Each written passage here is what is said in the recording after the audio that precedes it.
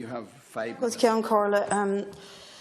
I want to quote something Michael Noonan said this morning. We should not see ourselves through the eyes of our detractors, those who would paint a cartoonish and negative image of Ireland. I want to say something that I've repeatedly said in this House. I object to Ireland being passed on to us as if we're all just one big, homogenous, happy family. We are not. There are very many competing interests in this country which indicate a different kind of Ireland for very many different people.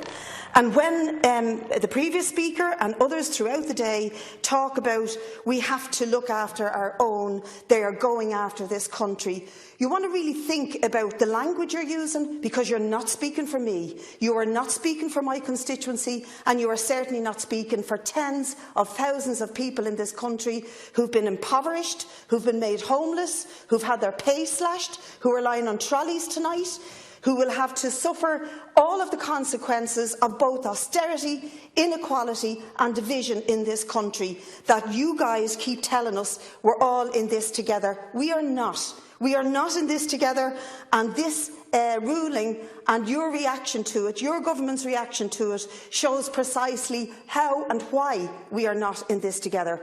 Go out there today and ask any man, woman or anybody on the street if they think it's a good idea that the Irish state, the people of Ireland, should take what's owed to them in taxes. At least 13 billion, possibly 19 when you add on the interest. And then think about this year and next year and the following year what may be owed to us in taxes in reality by corporations who are paying the lowest, one of the lowest corporation taxes in Europe. This is about having paid zilch taxes for years under a sweetheart deal made with none other than Mr Chavez Short's Charlie Haughey in the bad old days. But the bad old days were perpetuated and maintained by the current government and the previous government. Everybody turned a blind eye to it, and everybody is saying it's because of jobs. Well, let me just give a couple of figures about jobs, and we've worked this out. €1 billion would create 10,000 jobs on a decent wage, allowing for 100 grand per job. That's allowing for what the employer has to pay and what the worker has to pay. Imagine the number of nurses, teachers, physiotherapists, any amount of people who help with speech therapy, social issues, working with travellers and special education. Imagine the social good that that could do. That's just 1 billion. 89,000 houses could be built with the 13 billion that Apple owes, never mind the interest. There is so much use that this money could be put to in such a country of dire need. But clearly what's going on here is that there's a policy, a very right-wing policy, and a very right-wing choice being made. We will defend Apple on the premise of lies, lies, lies. We're looking after jobs. No, you're not. You're looking after the rich at the expense of everybody else. And that, in case you haven't noticed, is not just particular to Ireland. The recent Panama Papers showed that there are $23 trillion currently lying invested offshore without paying a single penny on tax. And that is why 20% of the world will go to bed hungry tonight. More than 30% of children in the world don't have access to clean water or to proper medication for very basic illnesses. And if you think that Ireland is not contributing to that, then think again. We are actually leading the way by defending Apple in this case in perpetuating a world of huge and gross and disgusting inequality.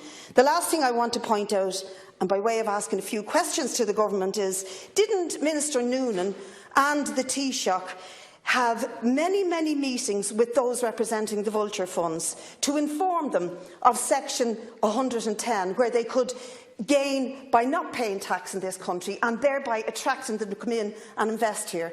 They had about at least 8 meetings that Minister Noonan was present at, 60-odd with the Department of Finance. Now, did you advise them to come into this country on the basis of taking advantage of Section 110? And if you didn't, why didn't you? And if you didn't and they took advantage of it, how come you didn't notice? Because I want to argue that this, magnanimous deal by the government to cancel the Section 110 is really a trying to cover up that mistake quick and perpetuate the other mistakes, because what they're actually doing is lying to us that they are not constantly and with every inch and ounce of energy that they have inviting in multinationals and global corporations on a free holiday in this country. It's going on all the time, and I think the question of the meetings that Noonan and the Taoiseach had with the Vulture funds, inviting them to partake of the facilities of Section 110 need to be really queried and looked at. And this evening, I think we should ask very many questions about that, because it's an indicator that this isn't about, oh, poor old Ireland is being attacked by the EU. The EU are really bullying the people, but when it comes to bullying the rich, you won't take it. You let them bully us on their water charges, you let them bully us on austerity, but you won't take it when they try to bully the rich, and that's what's really going on. Thank you, Deputy.